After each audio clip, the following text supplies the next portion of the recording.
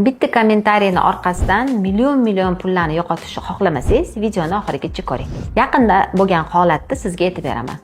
Ijtimoiy tarmoqda o'zini blogini yuritadigan bir shifokorga boshqa bir kuzatuvchi kommentariyasida "Sen savodsizsan, bilmagan narsani yozma, qilma", xullas shunga o'xshagan bir dunyo haqoratli so'zlardan kommentariy yozdi.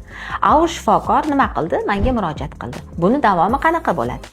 To'g'ri, juda ko'pchilik biladi, kommentariyda haqoratlasa, haqorat uchun Ma'muriy javobgarlik to'g'risidagi kodeksi 41-moddasiga asosan jarima jazosi qo'llanadi. Tuhmat bo'lsa, tuhmatga jazo qo'llanadi va shu bilan baribir jarima davlatga to'lanadi-ku, nima qilaman degan so'z bo'ladi. Ketgan vaqtim qoladi xolos deb ko'pchilik murojaat qilmaydi. Lekin buni eng asosiy joyini sizga aytaman. O'sha doktorga ham xuddi shu maslahatni berdim. Ya'ni siz birinchi borib ichki ishlarga yozing, o'sha jarima jazosini davlatga to'lasin va jarima to'g'risida chiqarilgan qarori oling deb fuqarolik sudiga boring.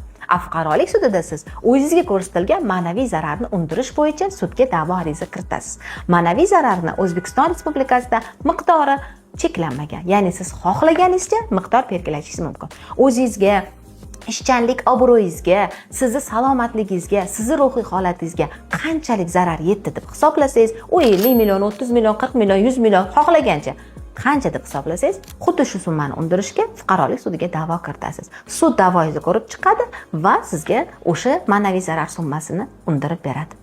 Demak, millionlarni yo'qotishni xohlamasangiz, kommentariylarda yozishga ehtiyot bo'ling. Va albatta bu videoni har bitta videoni tagiga negativ yozib o'tiradigan tanishingizga jo'natib qo'ying.